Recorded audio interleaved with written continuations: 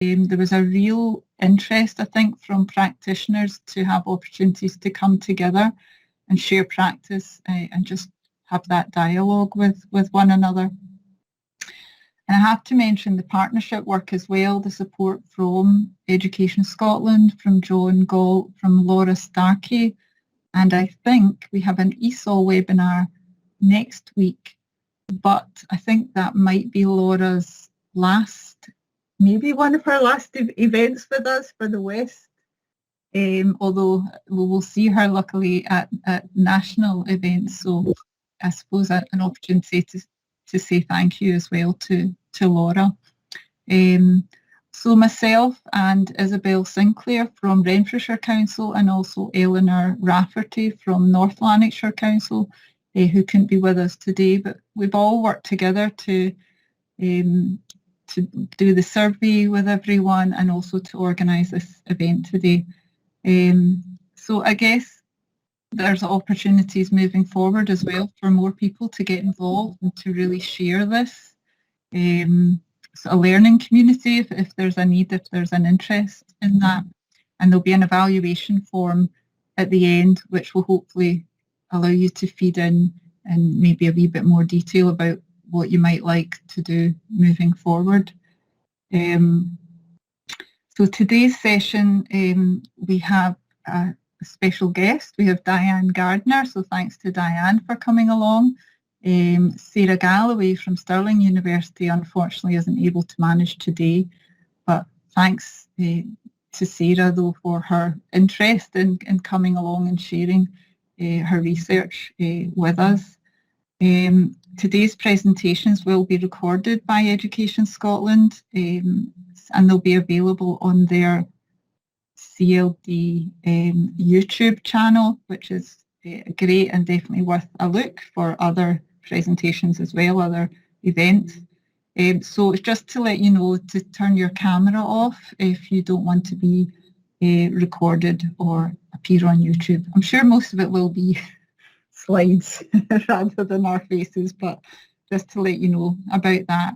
And again, just to mute your microphones, just because the amount of people we have on today, and add any questions into the chat if you have any for the presentations. And we'll just kind of see how we go with the presentations, if we've got time for questions at the end, etc. So I think that's the only other area was the survey results. So that was really good to capture people's views on coming together, working together to share practice, etc. And we got a really good response from across the 8 authorities, a good mix as well in terms of roles and where people are working. And I think the most popular areas that people selected were opportunities to share practice, sessions around digital remote learning, and also integrated courses like work, health, etc. So a lot of interested in accreditation, online ILP and review processes as well.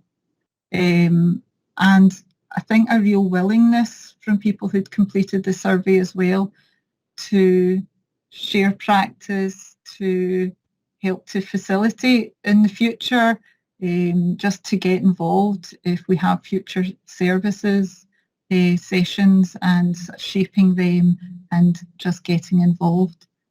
The other area that we asked about as well in the survey was around staff access to the adult literacies qualifications.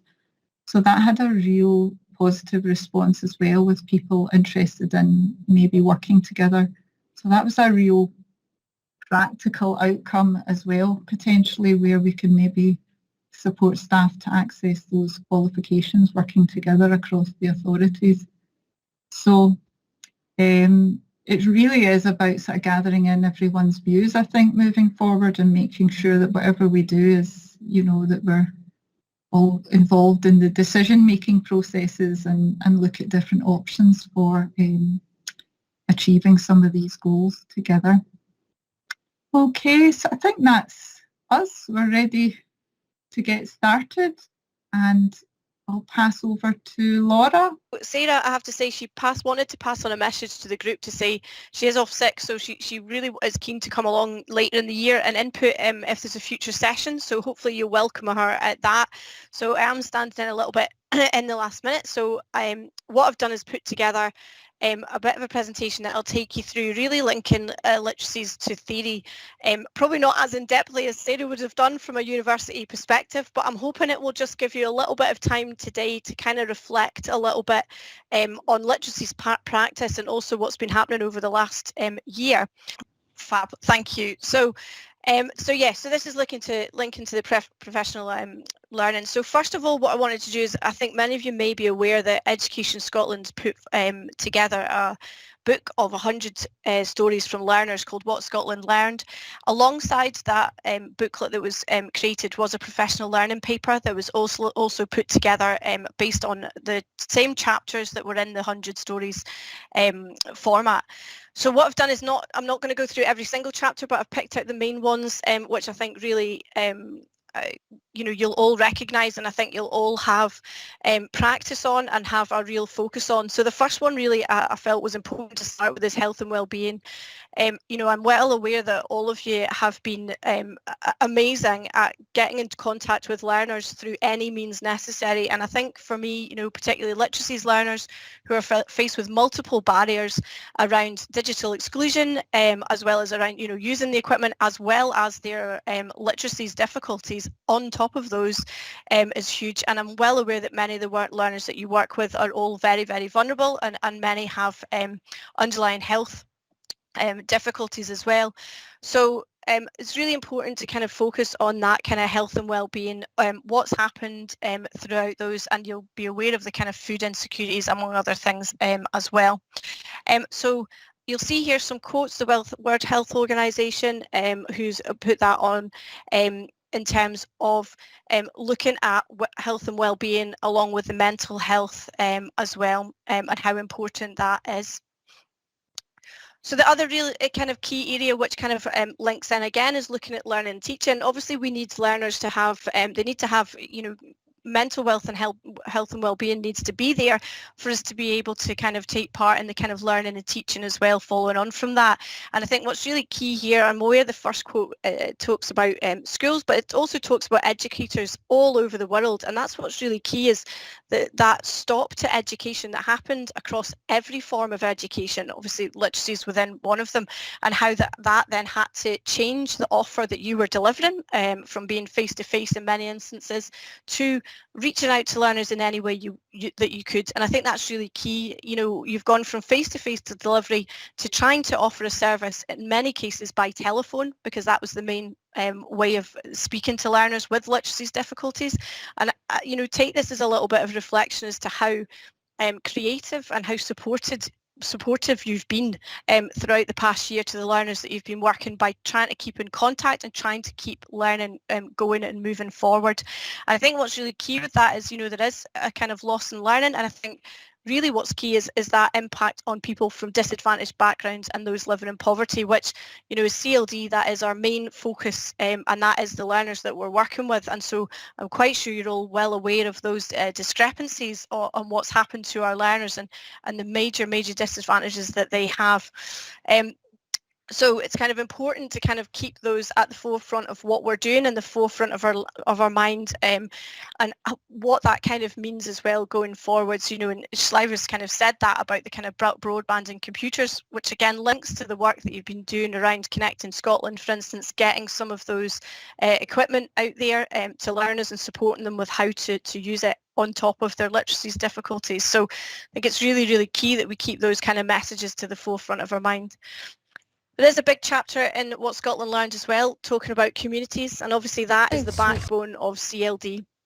And the first quote there, that we do work to try and empower people individually and collectively through positive change, which I know before the pandemic, it was absolutely underpinning everything. But I think through COVID has really come to the fore in terms of CLD practice, what underpins us, how we kind of approach that, and our real links to the communities in which we work, and seeing what these are, seeing the issues that are there, and trying to work and be really creative around the way that we then support that, and support the communities and support the individual learners. And I think those kind of aspects of what we're doing are still hugely there. And I think if you think about your journey over the last year, I could go back to the webinars that we delivered in June 2020 and what a huge journey everybody has been on through that.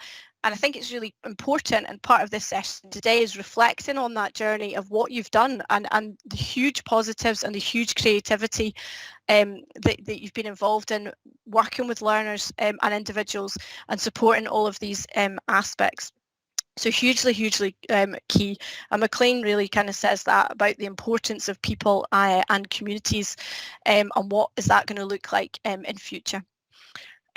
So again, the couple of quotes, again, I'm just leaving you to read them as I'm talking, because I'm just trying to do a bit of an overview of them.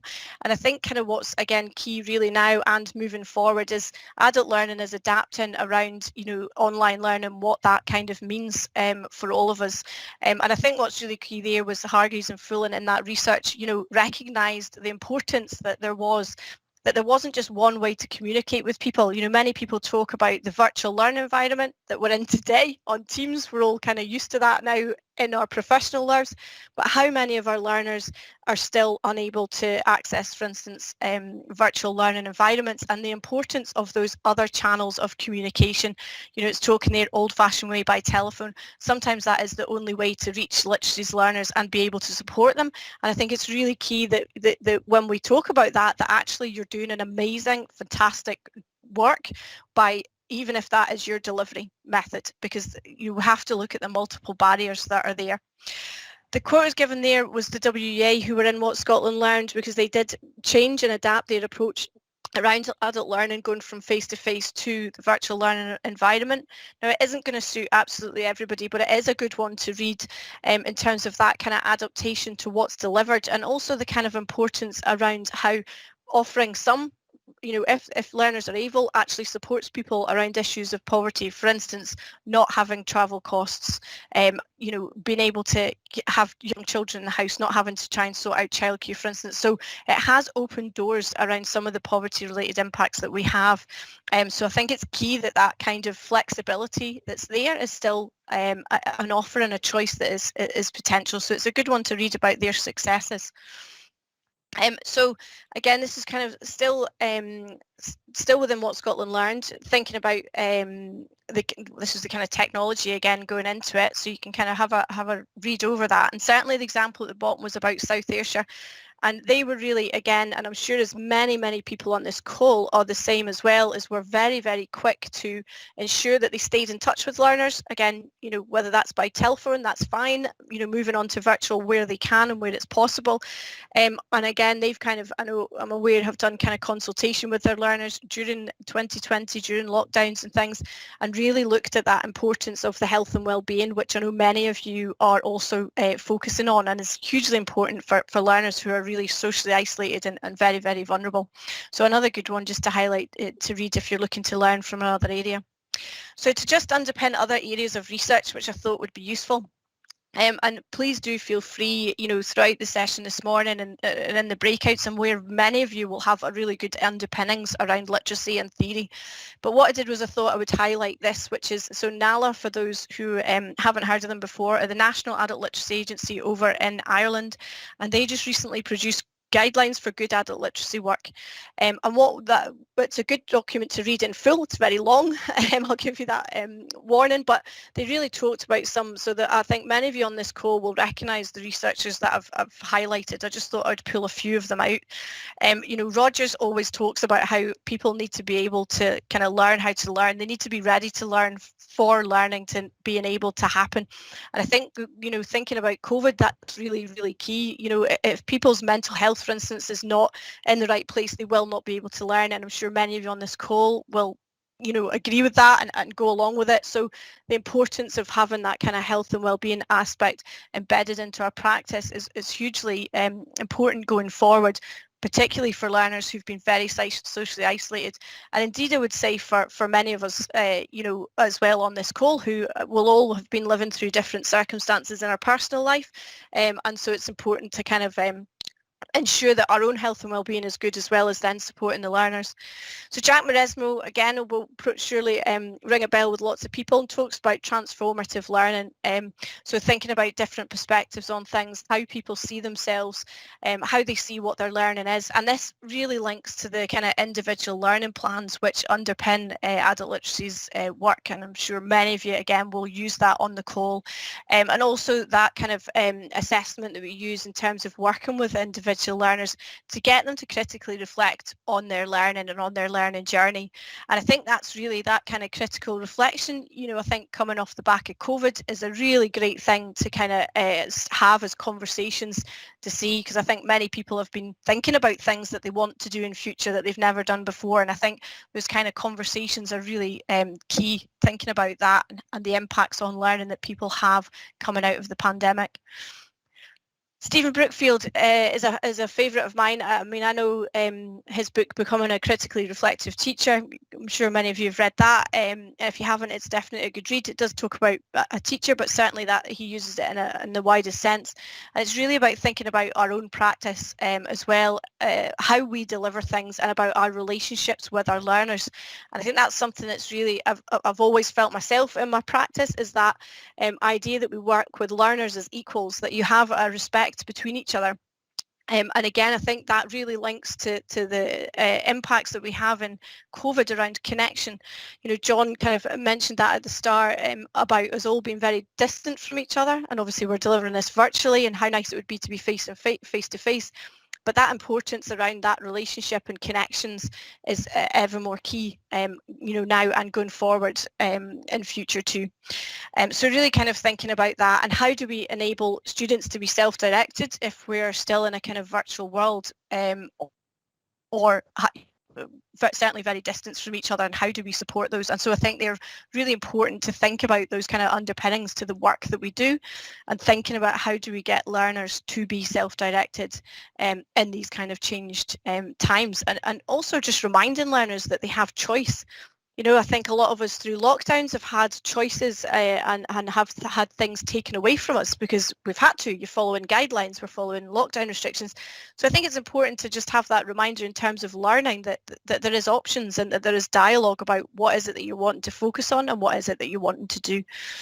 So the last kind of key point there, Barton and Hamilton talking about literacies in terms of it being in different places. So that's about how we use literacies in different parts of our lives in different ways. So, you know, the way that I speak to people in work, for instance, will be different to how I speak to people in my home or in other different environments, how I speak to my friends, and how we then use that language and what that language means. You know, and in many ways, you know, it's talking about the dominant literacies, and you could kind of say that in terms of, you know, definitely in terms of work context, when we use some words that are difficult to understand, you know, we come away from the easy to read, easy to kind of navigate documents, and sometimes end up coming in with these quite difficult words, you know, critical thinking and collaborative facilitation.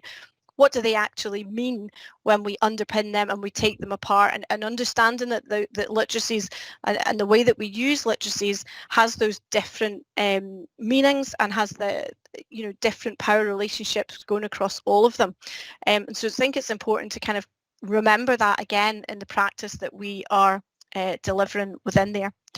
So adult literacies, when we talk about it in the next steps, you know, what does it mean? And again, this part of the session today is to try and give you a bit of time and a bit of to be able to think about what is literacies, adult literacies, going to look like moving forward. You know, there is going to be changes that we've learned a lot over the past year. So it's thinking about what are the challenges, what are the ongoing challenges, and how do we overcome them, and how can we support each other as practitioners to basically, well, build back better is the term, isn't it, that's been used, but how do we use that to kind of underpin our practices, and to make sure that we're supporting learners in the best ways that we can, using the best assessments, using the best materials, and what does that look like? And I think, across the West Alliance, it's obviously a great way to be able to share some of that information of what people are actually doing, and be able to help each other confidence-wise with what we're delivering and how we're going about it.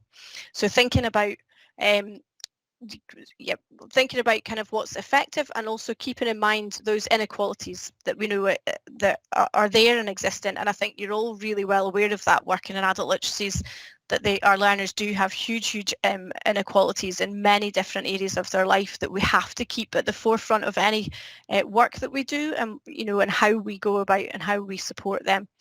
And the last quote there that I put was just the public health, which was about that importance, again coming back to the health and well-being aspects of the importance of what that is in our practice, and what does that mean. And indeed, how are we supporting that now, and how are we planning for delivery in future to embed that more into the practice that we are planning to deliver. So really kind of key important messages coming out there, which hopefully you'll all agree with. This was just to really give you the kind of all 6 of the chapters that were in that professional learning paper. And indeed, the links for this are at the end of the presentation, and I will share all of the presentation and details afterwards, so you can follow them and you can read more about them. But that was the 6 different chapters that were within the What Scotland Learned book and within the professional learning paper on there, so that you can see. And indeed, they're all quite interlinked against each other. But for time, I just focused on a few of those, and hopefully that will give you a few different things to think about. I said, and that's the references at the end there. So that is me for this particular section. So hopefully everybody is able to reflect a little bit on the journey that they've been under over the last year, and be able to get that to remind themselves of some of the underpinnings of the practice that we've got. And at that point, John, I'll hand it back over to you, John, if you don't mind. Yeah, thanks, Laura. Thanks for that. And thanks very much for stepping into the breach at short notice when Sarah was poorly. So I appreciate that. So lots of content here, folks, and hopefully useful to return to some of the kind of research that underpins our practice. And if you're anything like me, certainly the last year has felt quite disorientating in many ways, but I suppose it's good to go back and think that the approaches that we use, the social practice model is important for engaging people online or in blended learning or outdoors, wherever we are engaging with people now, as it ever was. We are going to go into some discussion groups later on, just to remind you on that. So we are not planning to talk at you for the whole hour and a half. And I've put the Jamboard link up, which is in the chat there. You get a chance to have a look at it. But before we do that, we've got a couple more inputs, and we're delighted to be joined by Diane Gardner from City of Glasgow College, who I'm sure a lot of you will know. And some of you might know as well that Diane's been doing a lot of work on the new digital literacy app. So we thought it'd be really good for anybody who hasn't heard about it to hear a bit more about it. So Diane, over to you. Okay, thanks John, thanks Laura for inviting me, and it's nice to see so many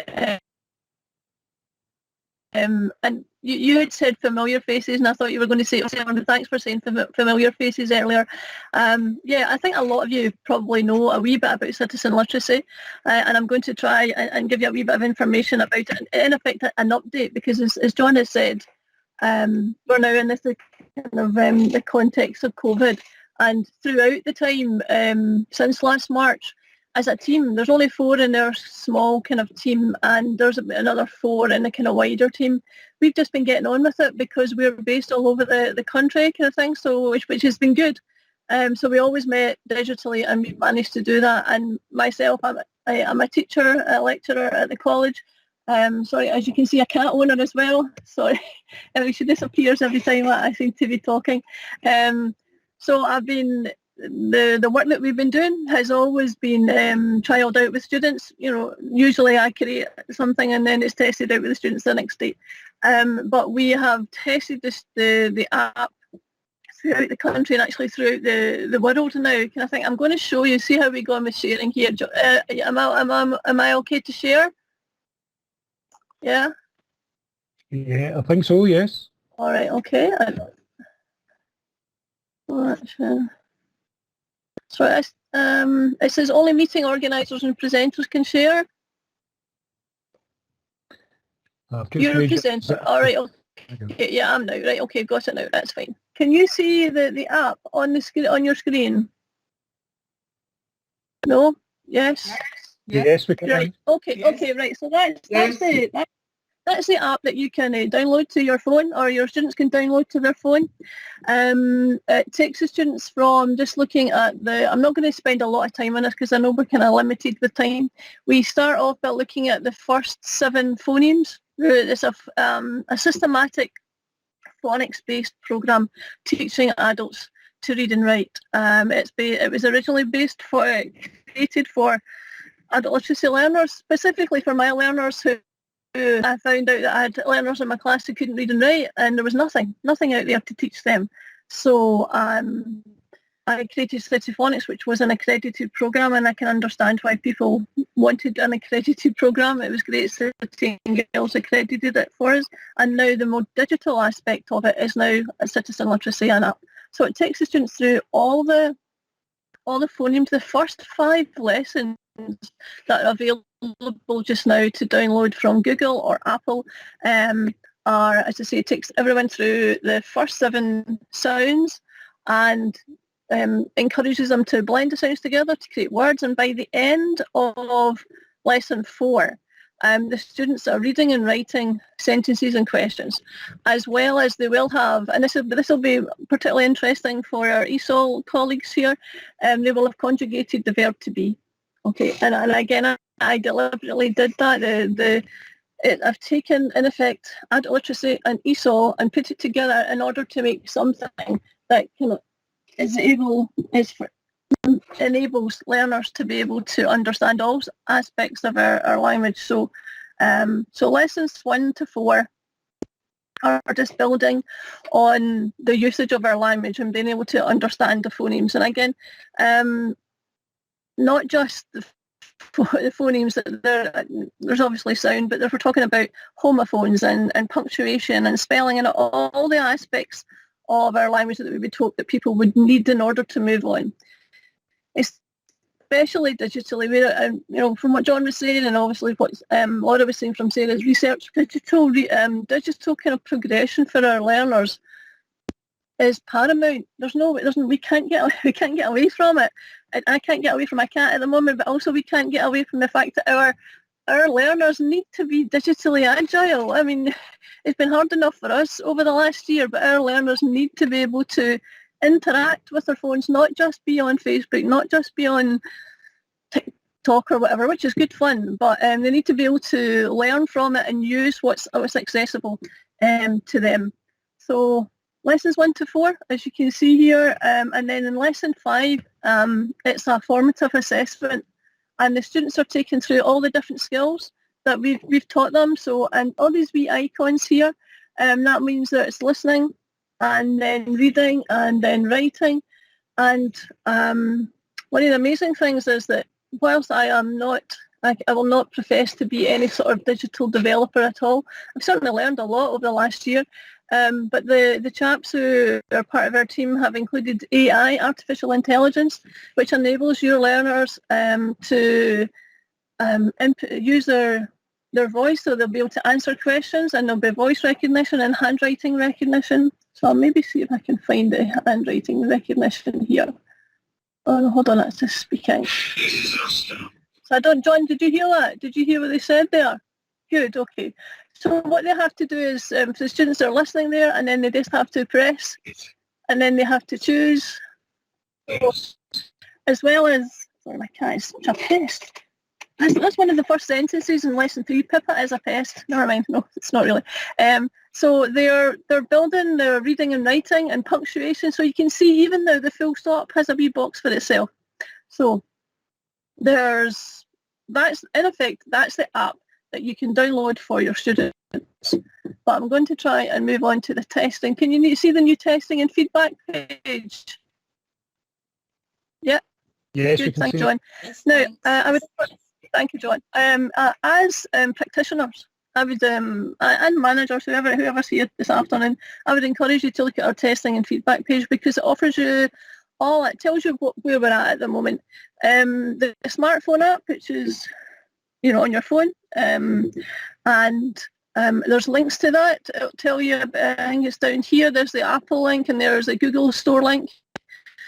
But also we have the web app, and as teachers you can use this in your class. I use this, well, my students are past lesson 5 now, but you can use that in your class if you have access to a smart board, because in effect the web app is exactly the same as the downloadable app onto Google or Apple, which is fantastic, and it enables teachers to help their students through the app. Now, not only do we have that, there's also, I want to find it, let's see now, if you just go further down to the page, you'll see that we've created resources and student resources for the classroom. Now, there's some of those are already free, and again, it's great. It was great for me to hear people talking about the personal learning plan, because that actually comes free. We're not charging for anything at the moment. We will in the future, but we're trying to create a program. Not even a program. It's more than a course. It's like I don't know, it's taken over my life, so I don't know what it is. It's bigger than a program, whatever it is. It's like, it's digital, it's classroom based, it's, people can work it in class, they can work it on their own. There's so many different aspects of it. But the main thing is, we said here, is the personal life of your students. And if you have students in your class who are using the app, please, I would encourage you, if you don't already have your own personal learning plan, please use our template, because it encourages self-reflection. It's a self-assessment tool, and just what Laura was saying. So there's lots of different aspects of it. The teacher handbook and the student workbook. The teacher handbook and the student workbook will hopefully be free. Hopefully it'll not be free, I'll be honest. It will hopefully be available by the end of July of this year, as will the full app. The full app will be ready, and there'll be 30 lessons in the app. And again, the app will be free. For learners, the app will be free. And I'll be honest, it's costing us money to host it because so many people have downloaded it. As I say, I've learned a lot with regard to the digital world, and I didn't know that it was great. I was, over the moon about it was going to be free. That's what I wanted for our learners, because of all the different disadvantages that they have to come across. And then I realised, oh no, it's costing me money. But anyway, it's just all part of it. We were hoping to get funding to kind of balance that out, because the reality is, if you host anything on the web, it actually costs you money.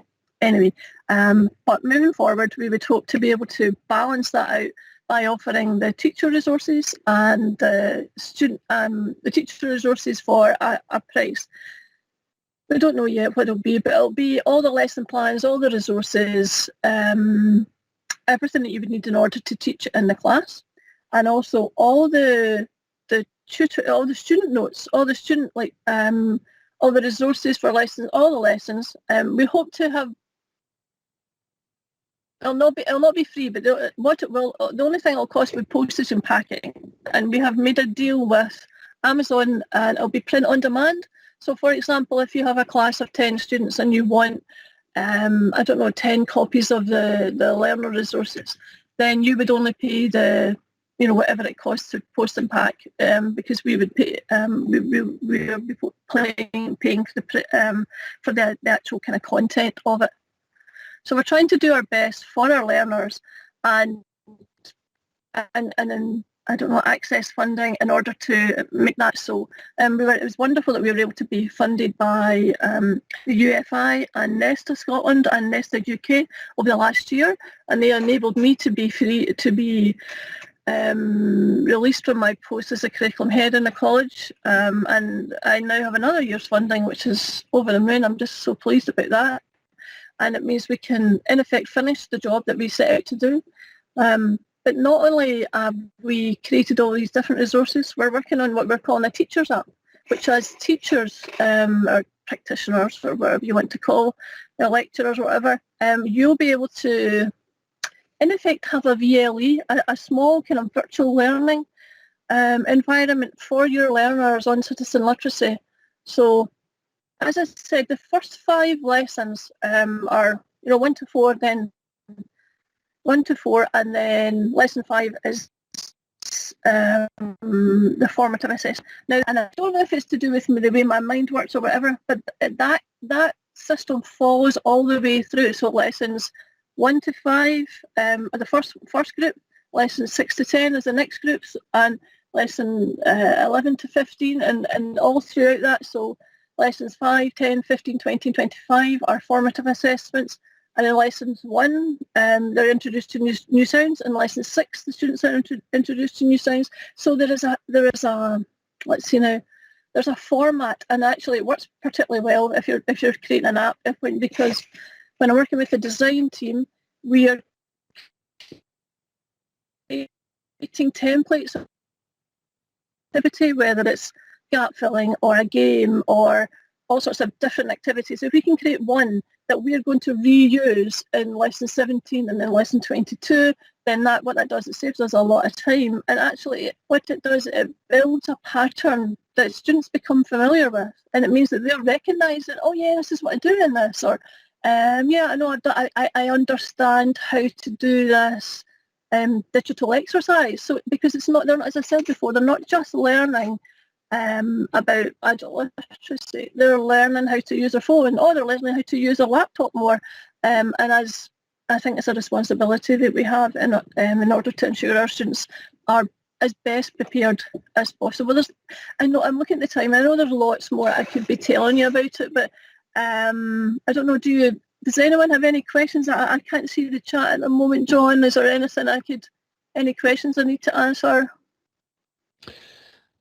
No, I was just asking people when you were speaking, Diane, if anybody had a look at it yet, and I think a couple of people have maybe had a look at questions. Okay, I see that. Get a bit of feedback there, but if somebody's got a microphone on, maybe switch it off, please.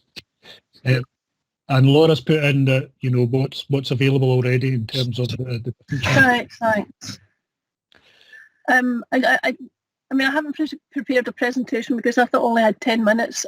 So really, if you're interested in using the app with your learners, and as I said, it can be used with adult literacy learners as well as ESOL learners who can speak English. Okay, and we found that out to be a bit of a surprise, because as I said, thank you, Helena.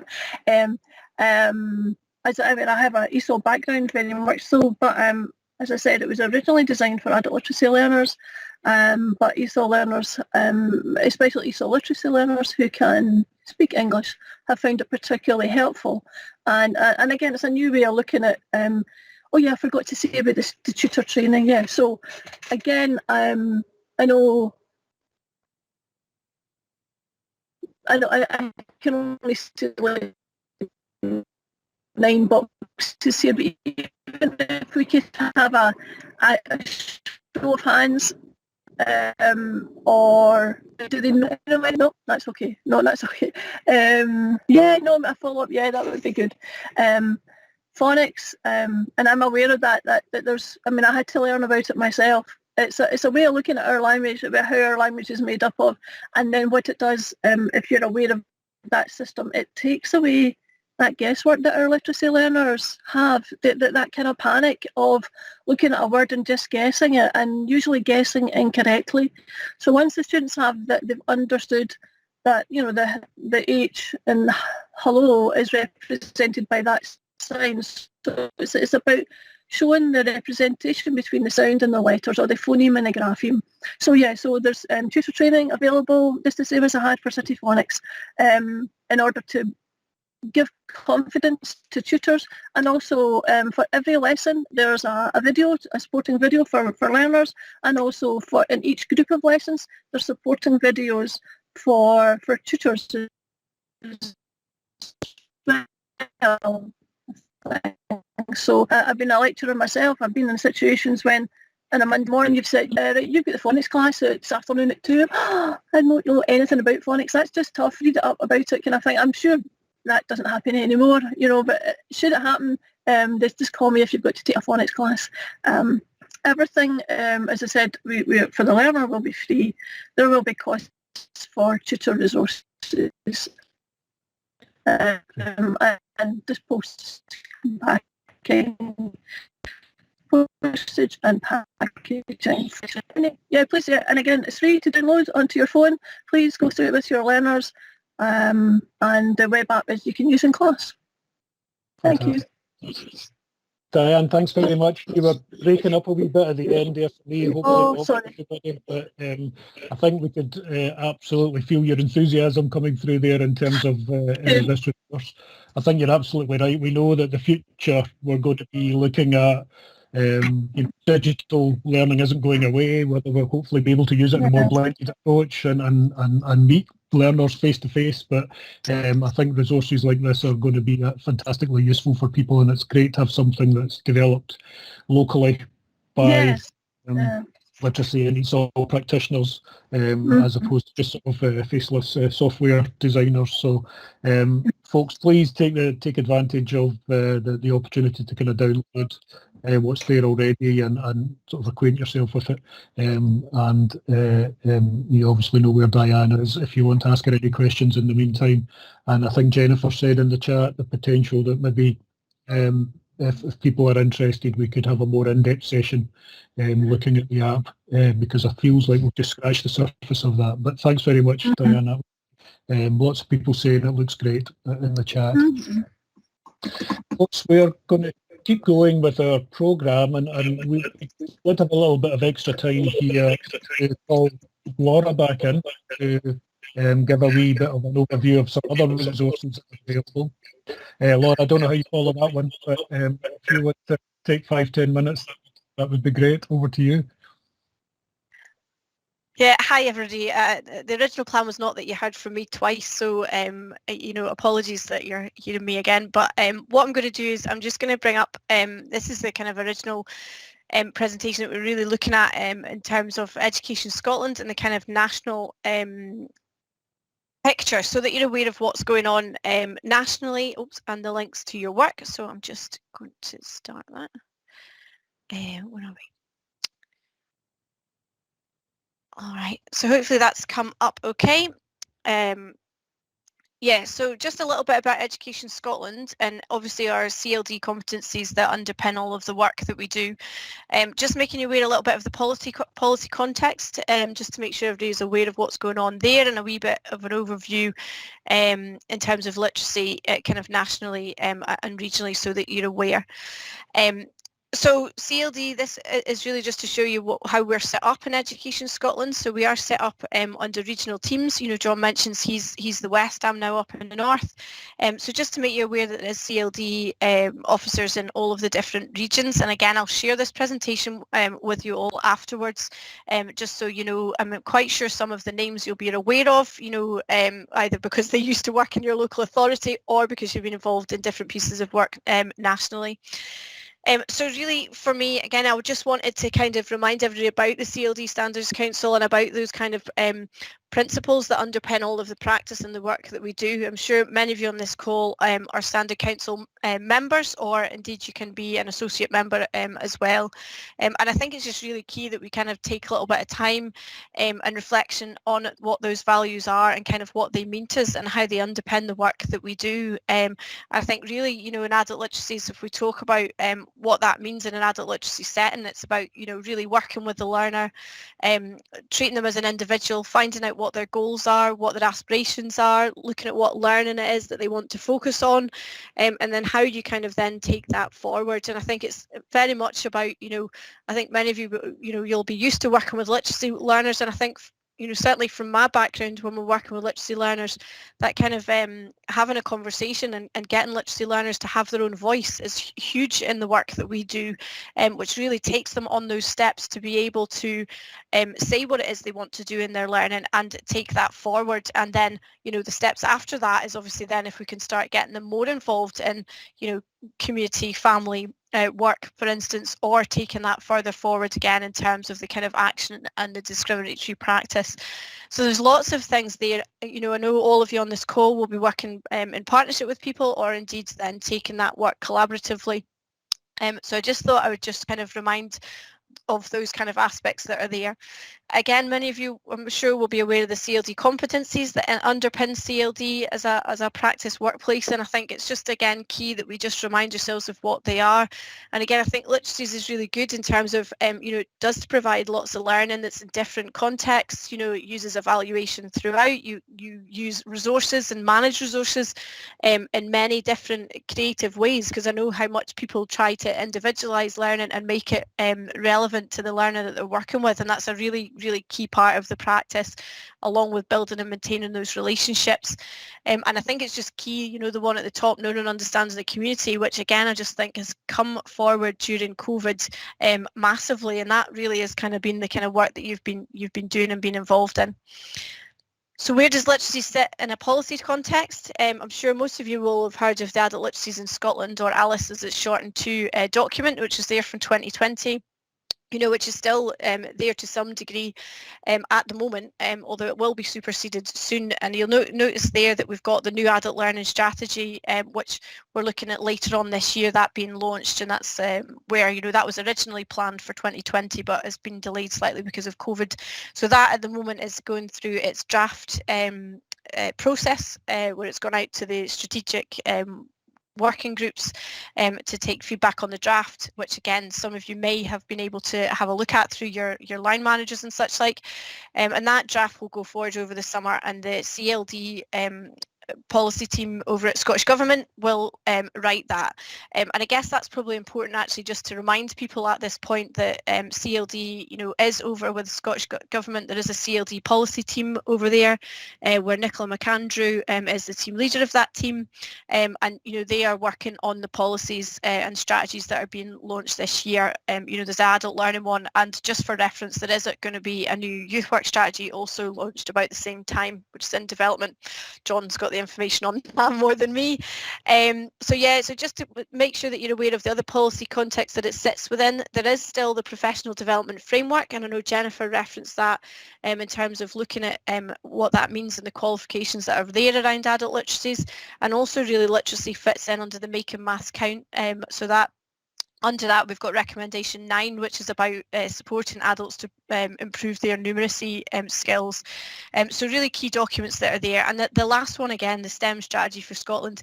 And I think at this point, just to reference, I know again quite a number of the local authorities took up Glasgow Science Centre's offer around the magazine, the Spark magazine that they produce, which I know has been used really effectively with literacies learners, and indeed Isabel actually highlighted that has, from feedback from the learners themselves, have been really enjoying that as something that's been a bit more fun and to use, which is a little bit different. So really important to see where literacies fit into, and indeed where they have outcomes on. So I'll not need to talk over this slide, but I think it's just important to kind of acknowledge and look at all the different areas that literacy and numeracy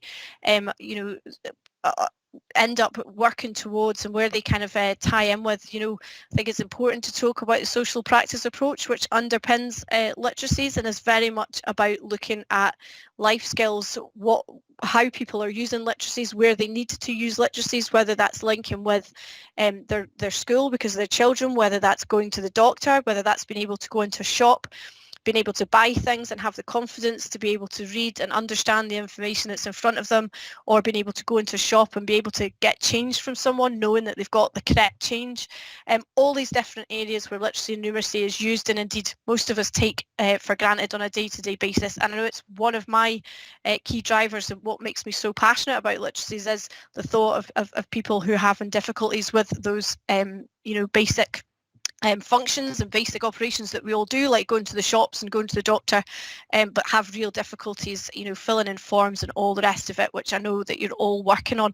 So lots and lots of really key areas that literacies touches on. Employability, I haven't even mentioned there. So there's loads of areas that are there, and really quite wide and quite varied, I think, as a field. So the national commitments that Education Scotland have, just to make you aware, and also around resources that are available to you which you might find useful. There is still the big plus on the My World of Work website that you can go to and have, there's bits and pieces on there in terms of videos of learners that they took. There is an Adult Literacies Strategic Network for Scotland, which has one person from each local authority or organisation, because there's college reps and voluntary sector reps on that group. So I chair that group. If there's ever any question then about it, then please do let me know. So it tends to look at the quite strategic information in relation to literacies. There is also a national numeracy network, so that is more practitioner focused, and that's co-chaired with Learning Link Scotland, who I'm sure many of you will be aware of or come into contact with Jackie Howie there, which is very much kind of more focused on resources and focusing on that kind of numeracy agenda. So Education Scotland also, over the last year or so, hopefully most of you will have been on at least one of them, where we run our webinars. So there is a CLD Adult Literacy webinar as well as CLD Adult Learning. So literacies really is trying to focus on the kind of literacy and numeracy that are through there. Again, all of these, the information that's on green is all the links, so when I send this out, the links are embedded into the presentation for you. We do have wakelets which under these particular sections, and they hold the links to the recordings on our YouTube channel as well. So if you miss a webinar, you can still watch the information from there at a later date, should you need to. Through the Literacies Network strategic group, we did also have set up a space on iDevelop sharing resources, and there's again some really good bits and pieces on there that you can have a look at under the, particularly under health and wellbeing, and also under the Scots literacy, which was an input we got an early webinar. And also there's some really easy to read COVID documents on there too. I'm always looking for more things and extra things to put on there, so feel free to contact me if you want in relation to that space. Just to highlight that we do, and it's just gone past National Numeracy Day, which takes place in May, so that has just happened, and I'm quite sure many of you probably worked on that and did some information around that. The next one coming up is Maths Week Scotland, so that's coming up later on in the year. It's the end of September that takes place. And just to make you aware that there is funding available through their small grants fund, just in case you have an interest in that, and that's very much about kind of maths with a fun element, so it doesn't have to be something quite traditional. And the last one there that I've just put up is our main Education Scotland CLD wakelet, which is on all areas of work, in case you're wanting to look at information in relation to other areas and not just adult literacies, to have a keener, wider, more varied look. So this is just, again, some Education Scotland more general CLD resources that may be of interest to you. We do have a CLD COVID landing page on the National Improvement Hub. On this page, it has got links to case studies, research, national organisation. It's kind of a one-stop page where you can go to have a look, and indeed it's got the CLD COVID guidance on there too, and gets updated when that changes, so one to have a look at.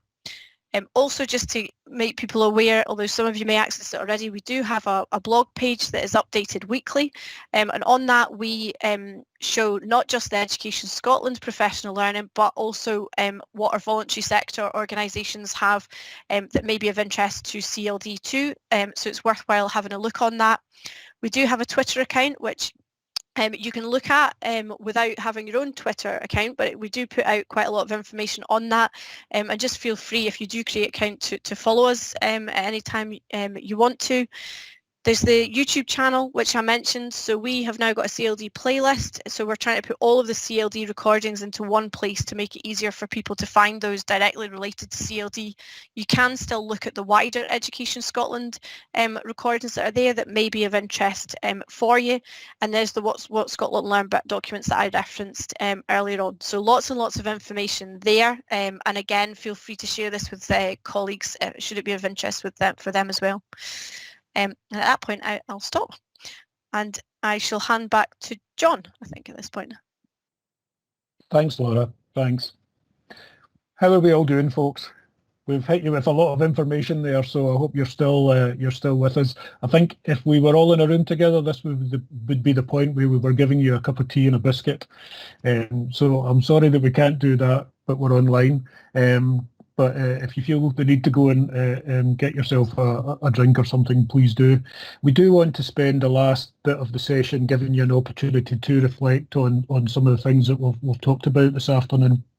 And you might have seen in the chat pane I put in some of the questions that Jennifer and Isabel and Eleanor pulled out from the things that people who signed up for the session and filled out the survey were telling us were things that kind of mattered to them. So those are the things we'd like you to look at when we go into discussion groups in a few minutes. Now, you're not going to answer all of those in the next 20 minutes, we understand that, but we thought it was important to reflect back to you the kind of areas that people were telling us that they were, those were issues that they were looking at.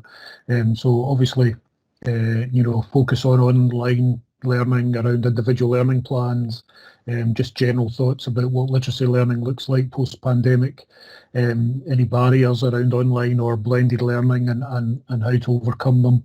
And that fourth question about hearing from a lot of people starting to sort of embed literacies work in outdoors work, such as walking groups and an opportunity to kind of share experience around about that. So we do, as I said earlier on, have a Jamboard to record some of those discussions. So there's the link again. But I think Laura's going to do her magic and put us into discussion groups. There'll be one of us from the organising group in each group to keep us going, but please feel free to use this time as it suits you. As I say, you might want to focus on one or two of those questions, or you might just want to reflect on some of the things that you've heard today. But we thought it was important for an opportunity for people to talk to each other as well as listen. So Laura, if you want to do your group magic, I'll start it just now. No worries, thank you.